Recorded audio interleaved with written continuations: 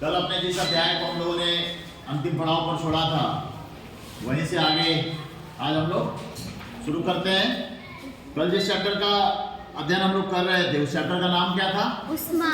उष्मा। इसी शब्द को अंग्रेजी में क्या कहते हैं?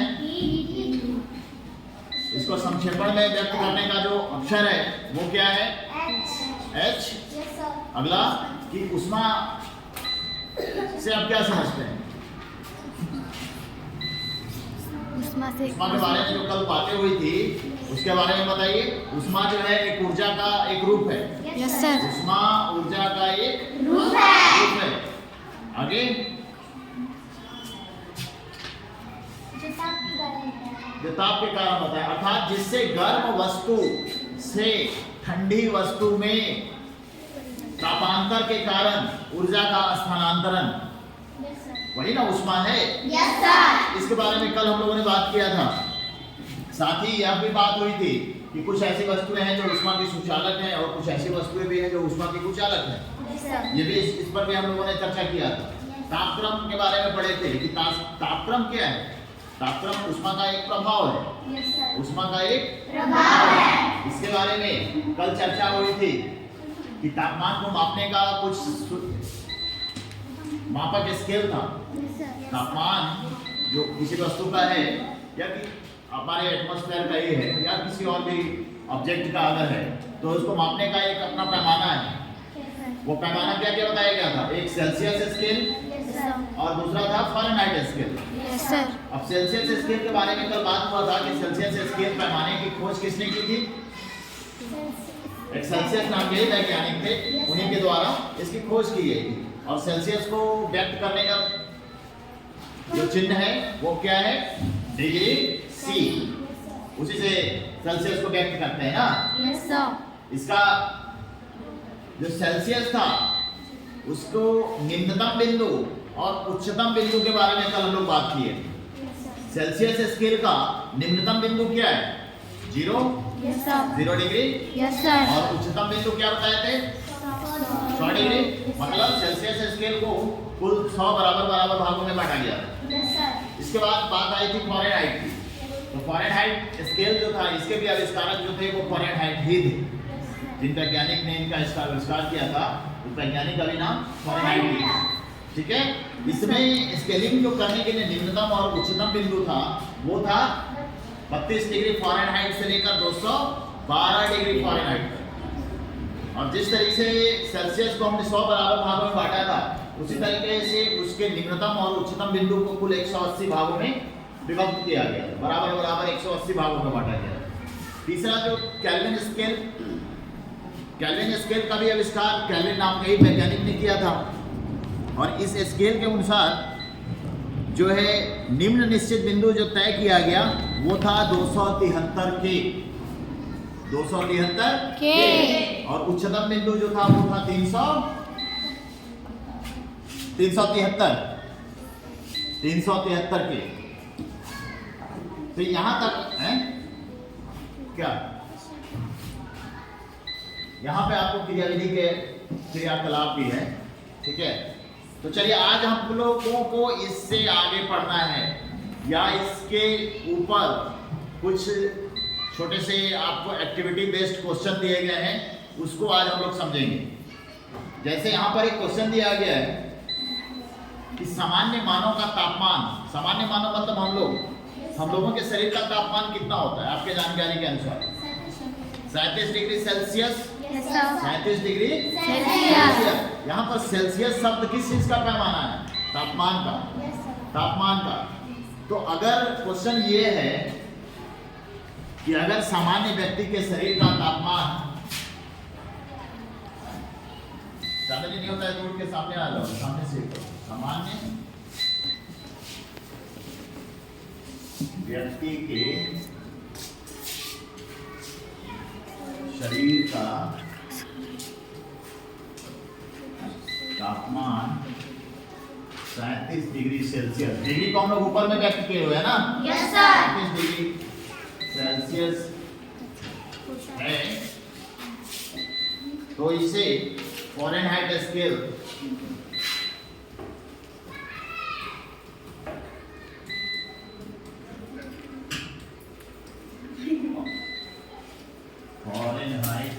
केल्विन स्केल में मेजर करेंगे।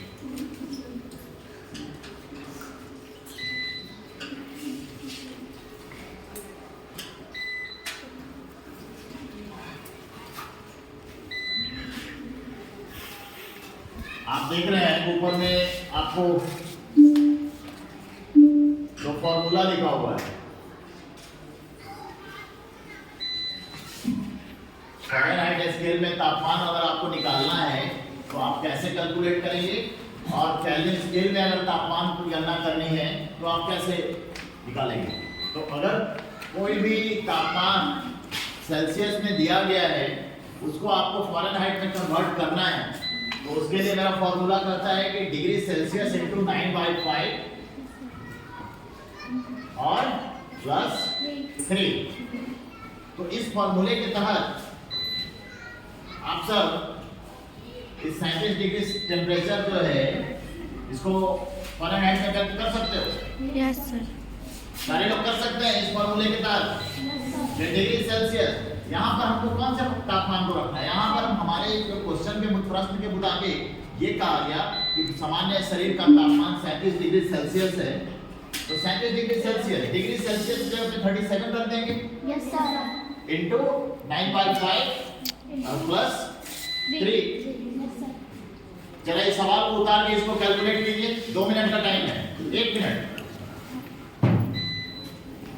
मिनट का समय है। 1 मिनट के अंदर आप लोग कैलकुलेट कीजिए।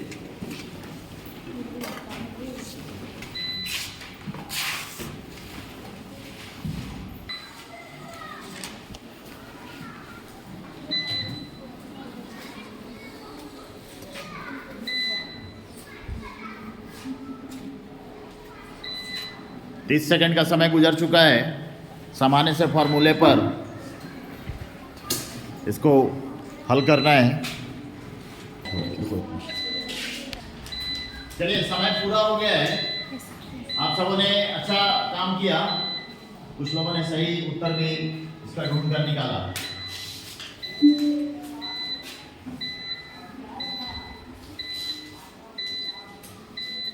और सिस्टम का बैटरी भी लगता है लास्ट कर रहा है, इसलिए जल्दी से आप लोग एक समय, जैसे अभी हम आपको क्या बताएं कि मानव शरीर के शरीर का सामान्य तापमान कितना दिया गया है 37 डिग्री सेल्सियस, और इसी सामान्य तापमान को हमको फ़ारेनहाइट में चेंज करना है। फ़ारेनहाइट का फॉर्मूला यहाँ पर दिया गया था कि 0 डिग्री माने सेल्सियस इंटू 9/5 प्लस 32।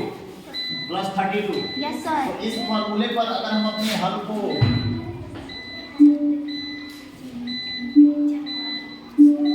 तापमान दिया गया है 37 डिग्री सेल्सियस, 37 को हम 37 लिख लिए। Yes sir. इसको कितना से मल्टीप्लाई किया जाना है 9/5 और इसमें हमको जोड़ देना है प्लस 32। ठीक है, क्योंकि आपस में एक दूसरे को विभाजित नहीं कर पा रहे हैं, इसलिए हमने किया क्या कि 37 को 9 से मल्टीप्लाई कर दिया, तो ये आता है 33/5। Yes sir. ये +2 जो है जिसको हम लोग 32 को 32 ही लिख दिए, इसके नीचे कुछ नहीं है, यानी 1 हम प्रेजेंट कर लेते हैं। अब जो है इसके अपने भिन्न के जोड़ वाले मेथड से 5 और 1 का 5, ये 33 प्लस 1 5 और 32 5 क्या 160। 160। Yes sir. अब सिंपली क्या करना है कि 333 और 160 को जोड़ देंगे तो कितना आया 0 6 3 9। नहीं सर इधर कब आएगा 3 9 4। इसको 5 से डिवाइड कर देना है। Yes sir. तो 5 से डिवाइड करेंगे तो 5 9 45, 4 बचा, 5 8 40, 3 बचा, 5 6 30। 98.6 डिग्री फ़ारेनहाइट।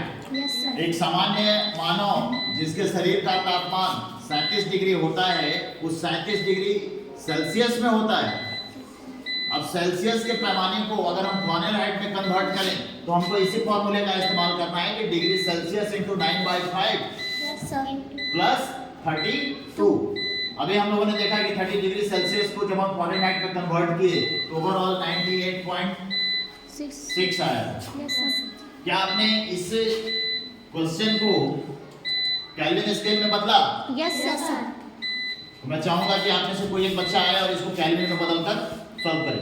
चलो नंदनी आ जाओ, वेरी गुड। एक बार क्लैपिंग कीजिए इसके लिए। सामान्य शरीर का तापमान 37 डिग्री सेल्सियस है, तो इसको केल्विन में कन्वर्ट करो।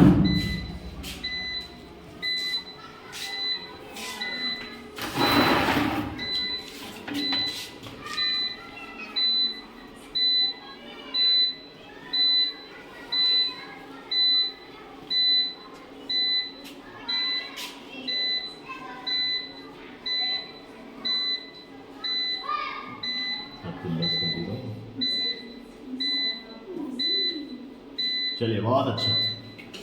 मतलब इसी 37 डिग्री टेम्परेचर को केल्विन स्केल में बदला गया तो क्या आया? 310.15 केल्विन। Yes.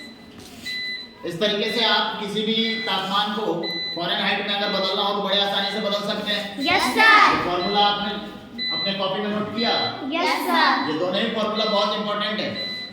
इन दोनों ही फॉर्मूलेस को अपने अपने कॉपी में नोट कर लें, इसे याद रखें, ताकि आप किसी भी तापमान जो कि आपको सेल्सियस में दिया गया है आप उसको फारेनहाइट में और केल्विन में कन्वर्ट कर पाएंगे। चलिए अब आज इसके बाद हम लोग अपने आगे के टॉपिक को पढ़ने वाले हैं। आज जिन टॉपिकों को हमको पढ़ना है वो है गलनांक। मेल्टिंग पॉइंट क्या होता है?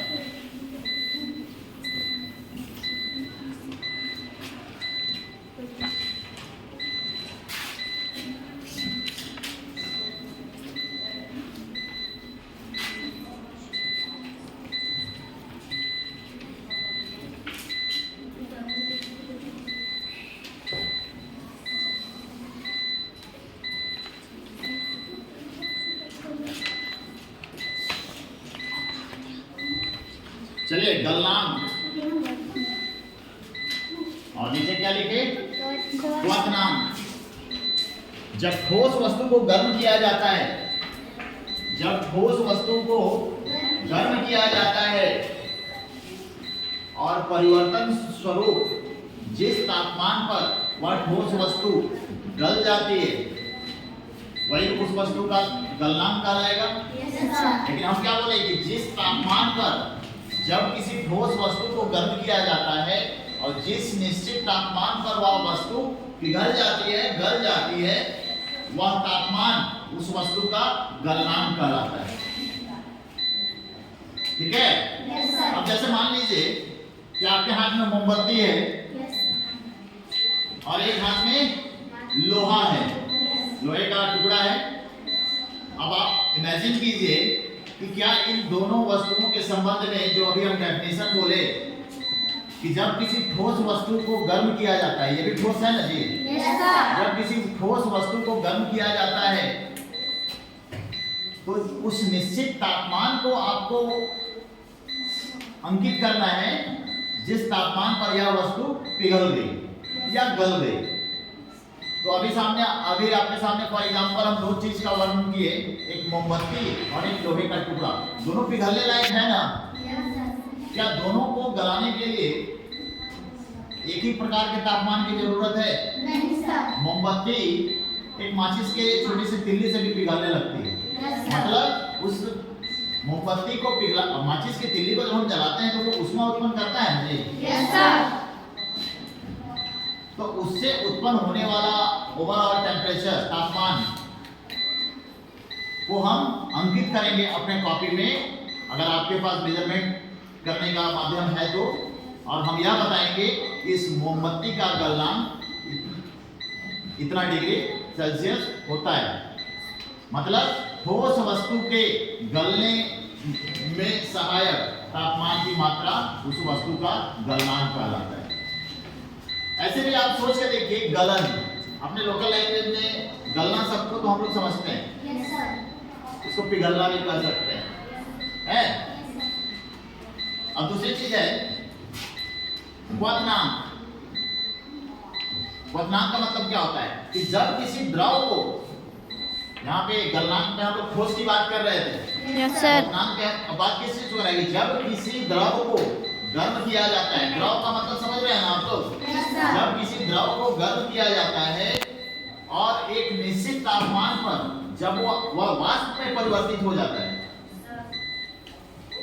देखिए आपके पास अगर कोई तरल पदार्थ है तो आप जब तक उसमें हीटिंग पावर नहीं दीजिएगा वो वाष्प में परिणत होगा नहीं सर। वो यही चीज कर रहा है कि जब किसी तरल पदार्थ को गर्म किया जाता है और एक निश्चित तापमान पर जब वह वाष्प में परिणत होने लगता है, मतलब जब उस तरल पदार्थ से वाष्प निकलने लगता है तो उस समय का तापमान जो है वो कहलाता है क्वथनांक।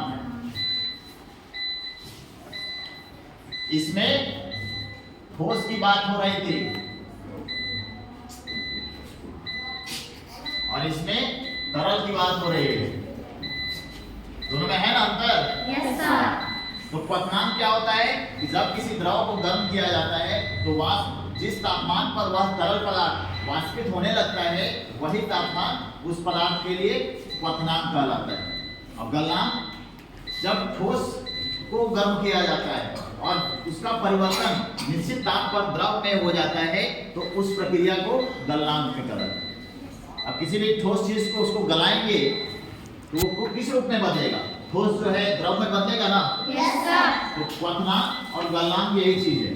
गलनांक मतलब वस्तु का पूरी तरह से गल जाना और क्वथनांक मतलब तरल पदार्थ का वाष्प में परिणत होना। और इन दोनों ही क्रियाओं में किस चीज को अंकित करना है हमको, तापमान को। जिस तापमान पर वस्तु पिघल गई वह उसका गलनांक कहलाएगा और जिस तापमान पर तरल पदार्थ वाष्पित हुआ वह तापमान उसका क्वथनांक कहलाएगा। क्लियर है? Yes, sir. थोड़ा और जोरदार आवाज में। Yes, sir. Very good. अब देखिए ऊष्मा के प्रभाव, अगला बिंदु है हमारा ऊष्मा के प्रभाव।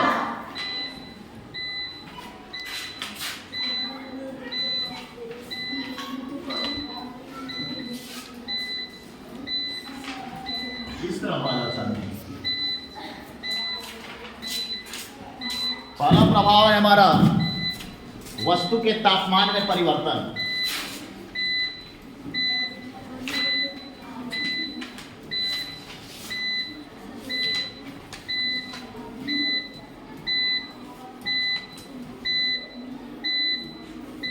वस्तु के तापमान में परिवर्तन,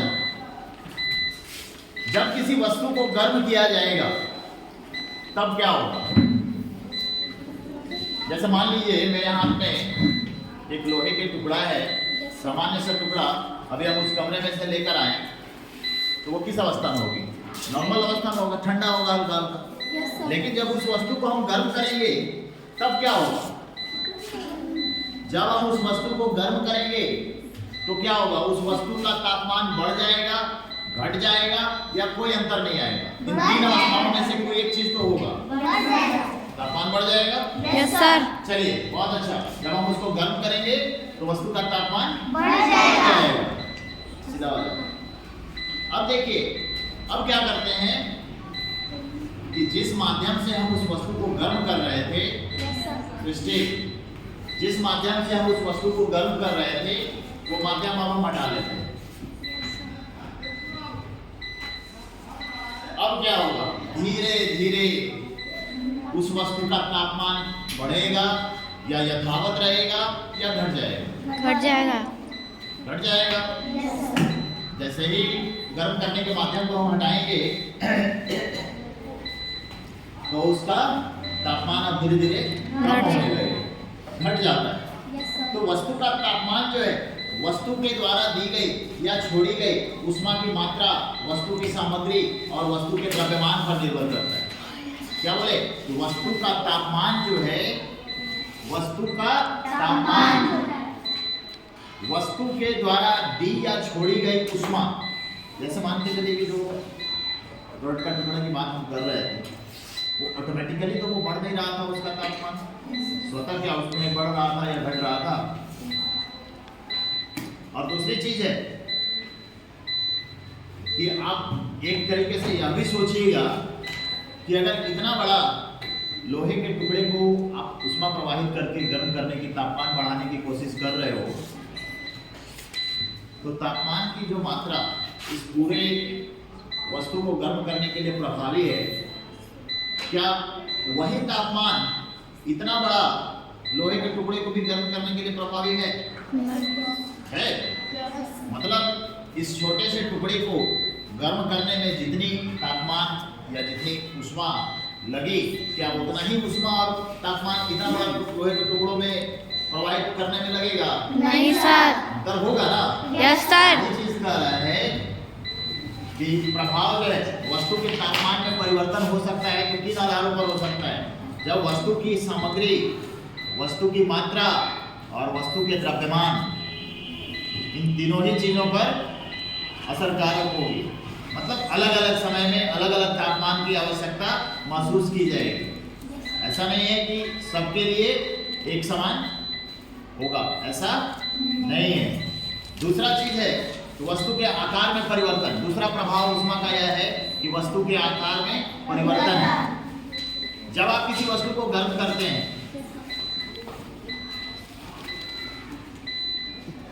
तो वह वस्तु फैलने लगती है। हम लोग पीछे भी पढ़े थे ना, जब वायु को गर्म किया जाता है तो वायु में प्रसार होता है या संकुचन होता है?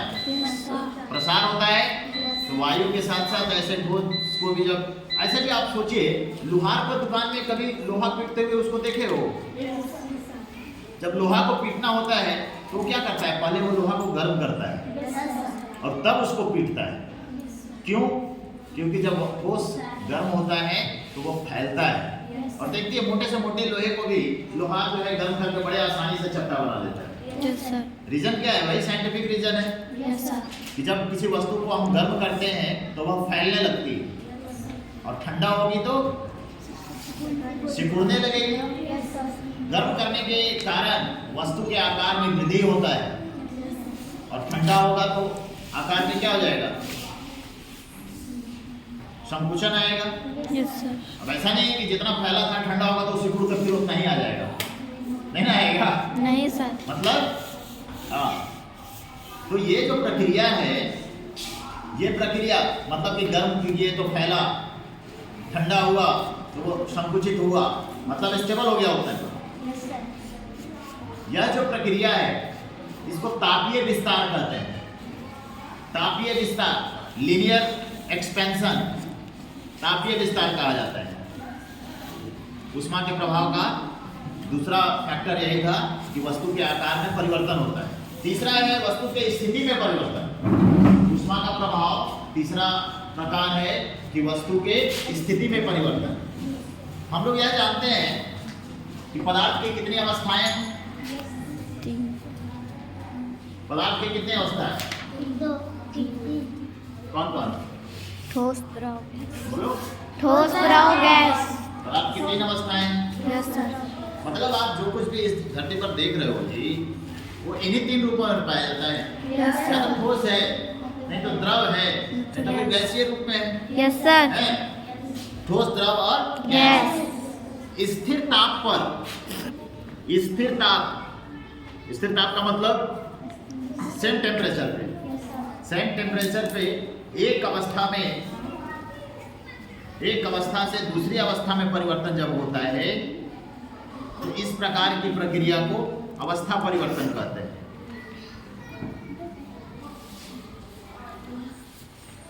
अच्छा, अभी हम लोग इतना पढ़ रहे हैं, इतना तापमान उष्मा कर रहे हैं, लेकिन तापमान को कैसे मापा जाए इस बारे में बात नहीं हुआ है। क्या इस बारे में बात हुआ है? नहीं सर। तो नेक्स्ट टॉपिक हमारा यही है कि आखिर तापमापी मतलब कि तापमान को मापने का प्रकार वो कौन कौन से?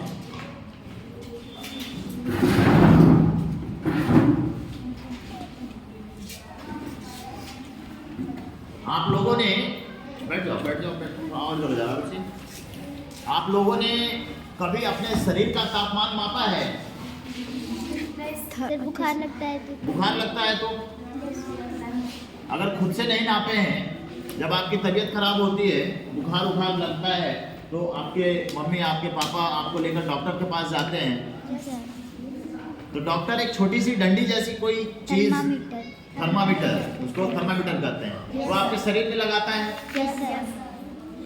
और कुछ ही क्षणों के बाद 1 मिनट 2 मिनट 3 मिनट के बाद वो निकालता है उस डंडी को और ऐसे करके वो देखने की कोशिश करता है कि क्या टेम्परेचर है और बोलता है हाँ बच्चे को बुखार तो है।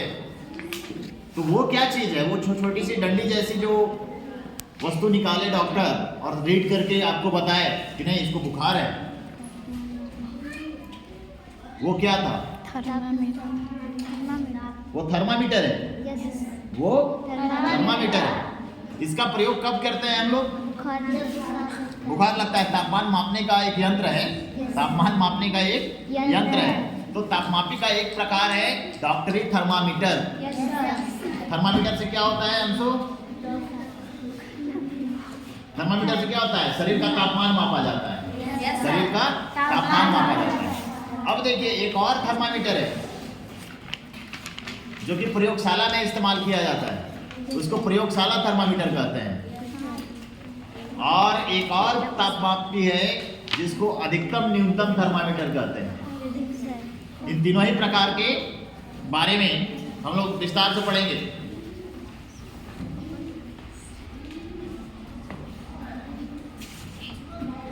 डॉक्टर थर्मामीटर का प्रयोग तो आप लोगों ने देखा है। जब आपको बुखार लगता है तो आप डॉक्टर के पास जाते हैं और डॉक्टर जिस यंत्र से आपके शरीर का तापमान को मापता है वही यंत्र थर्मामीटर कहलाता है। उस यंत्र को आप लोगों ने देखा भी है। मानव शरीर का तापमान सामान्यतः 35 डिग्री सेल्सियस से कम और 42 डिग्री सेल्सियस से अधिक नहीं होता है। 35 डिग्री सेल्सियस से कम भी नहीं होगा और 42 डिग्री सेल्सियस से अधिक भी नहीं होगा। अगर ऐसा होता है तो आपकी शारीरिक अवस्था बिगड़ सकती है।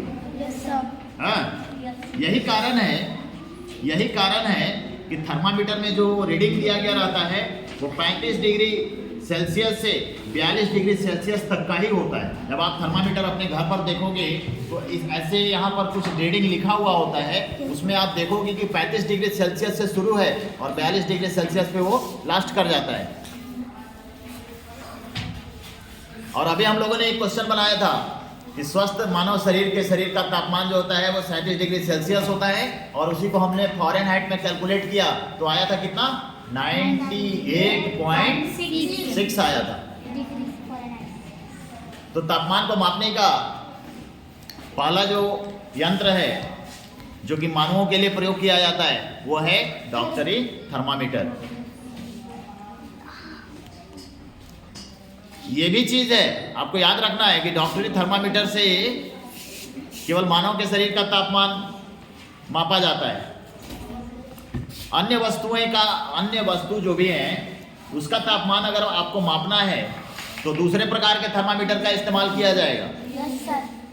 अब वो दूसरे प्रकार का थर्मामीटर दैट मीन्स कि प्रयोगशाला थर्मामीटर का इस्तेमाल किया जाएगा। तो तापमान को मापने का दूसरा मापक जो है वो है प्रयोगशाला थर्मामीटर। उसका जो दिखने में दोनों सेम है, इसी थर्मामीटर की तरह वो भी थर्मामीटर दिखता है, लेकिन उसकी रीडिंग पॉइंट जो है वो नॉर्मल डॉक्टरी थर्मामीटर से अलग होगा। उसका परिसर क्या होगा? परिसर मतलब कि निम्न पॉइंट और हाई पॉइंट। तो डॉक्टरी प्रयोगशाला थर्मामीटर जो है उसका लो पॉइंट जो है -10 डिग्री सेल्सियस से लेकर 110 डिग्री सेल्सियस तक होगा। -10 डिग्री सेल्सियस से लेकर 110 डिग्री सेल्सियस तक। डॉक्टरी थर्मामीटर का कितना बताए थे? 37 डिग्री सेल्सियस से लेकर 42 डिग्री सेल्सियस तक।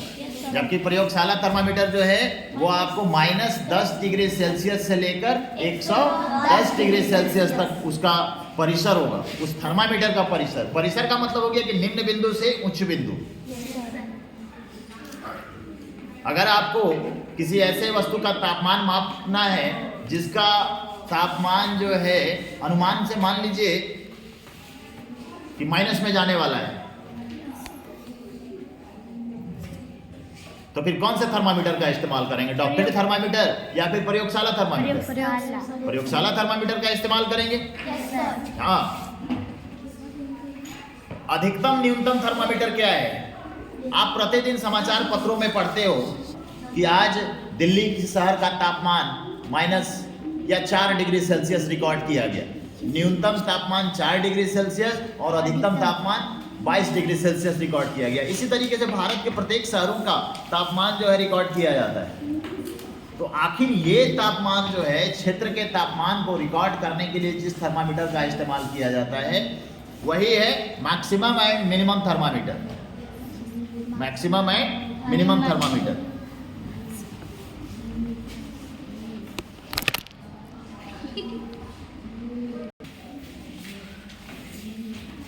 तो तापमान के विषय में आज जो कुछ भी बातें हुई, आप सब घर पर जाकर अपने किताब से एक बार पुनः इसका रिवीजन जरूर करेंगे। उसके अलावे आपको जिस प्लेटफॉर्म के बारे में कहा गया है, आप उस प्लेटफॉर्म पर जाकर आज के क्लास को देख भी सकते हैं। इसलिए आज की क्लास को यहीं खत्म करते हुए नेक्स्ट क्लास कल, और कल कुछ एक्टिविटी भी है, उसके लिए आप घर से अपने पूर्ण तैयारी करके ही आएंगे। चलिए, तो फिर आज की क्लास यहीं पर समाप्त किया जाता है। Thank you sir.